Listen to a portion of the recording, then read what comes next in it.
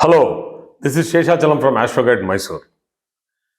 Today, I am again continuing the series of moon in different signs or houses for the sign of Aries.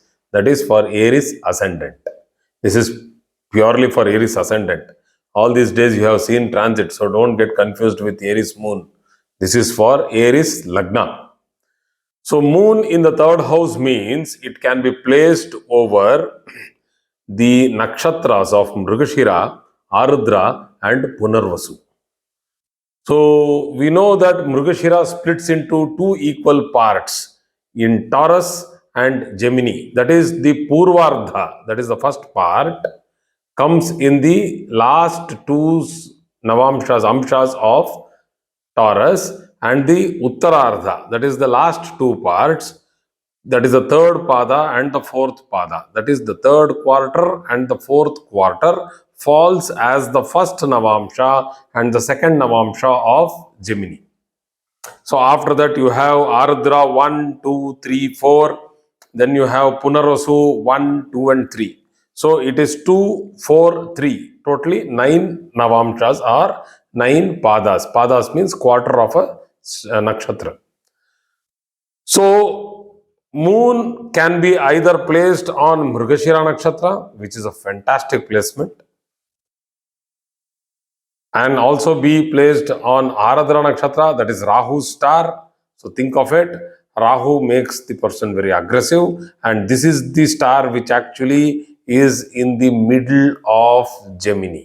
So Gemini, as soft and quiet and simple they look, they are not. They are very aggressive inside and very adamant, because the first major portion of Gemini is covered by Mars, Mrighasira 3 and 4, and Rahu, Ardra 1, 2, 3, 4. So 6 amshas of Gemini, 20 degrees, is covered by an aggressive planet like Mars and again another stubborn planet like Rahu. So Gemini, or the first half of Gemini, which is very close towards the Sthira Rashi, is a very aggressive, strong Rashi. The other three parts are of Punarvasu, very beautiful and a soft nakshatra of Jupiter. So Jupiter's Punarvasu nakshatra 1, 2 and 3 is placed in Gemini.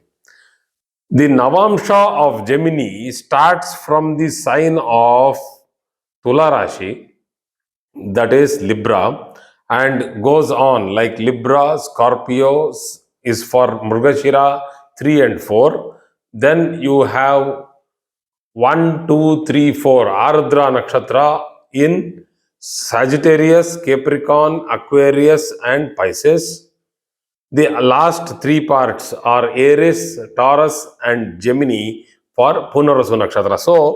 So the Gemini Navamsha starts from Libra and ends in Gemini itself. So moon in certain placements will give difficulty to the native for Aries Ascendant. This is peculiarly for Aries Ascendant. Please do not take that moon in Gemini in this sign nakshatra will always give trouble. No. For Aries, why is it like that? Because being the fourth lord, it represents mother. Sitting in Mrighasira 4, it will fall in the Nicha Amsha. What is Nicha Amsha? Debilitated quarter. Because moon in that Mrighasira 4 will fall in the Navamsha of Scorpio.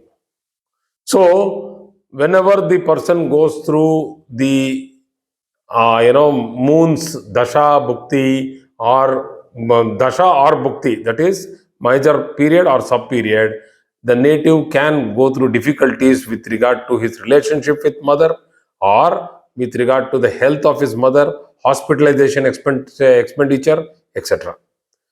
So moon peculiarly in the third house, which is the house of communication, it's very, very peculiar. Very, you cannot see this in many ascendants. In peculiarly for what Aries ascendant.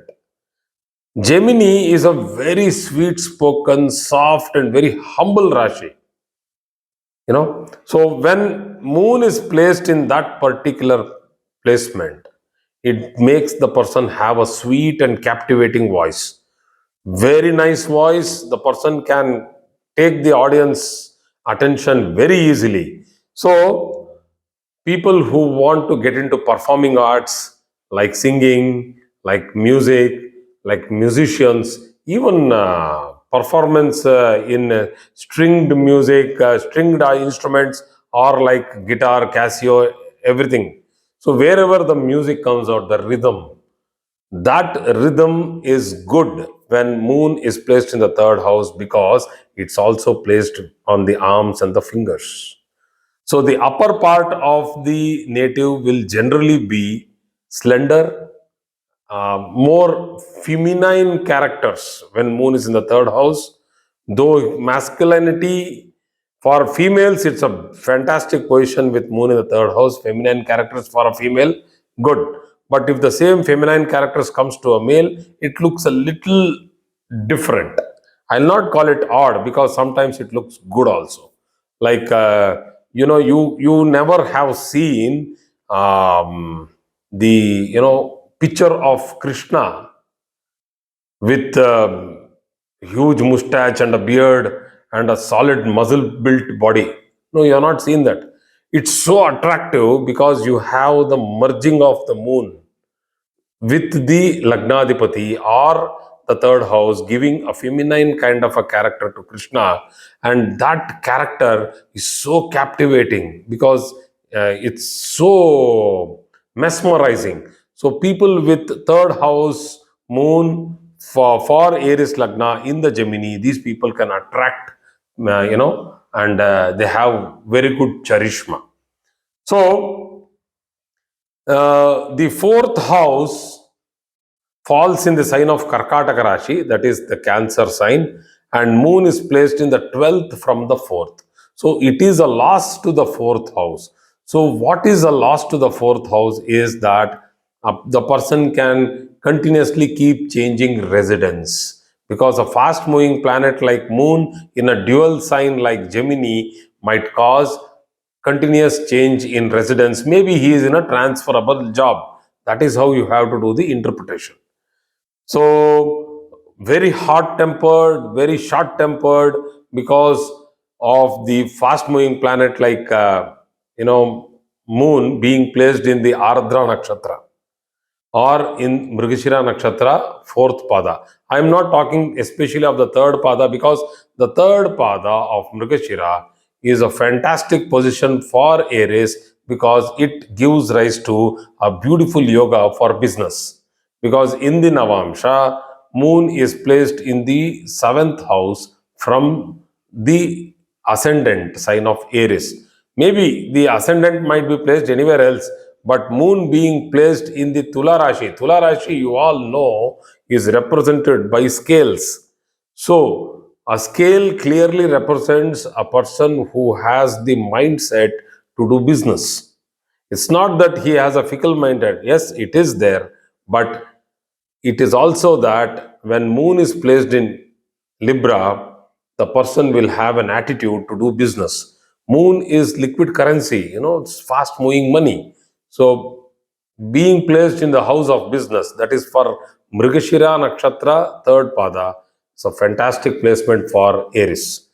So, usually, moon placed in the third house is not considered a great placement, because a person with a soft planet like moon in the third house may not be valorous.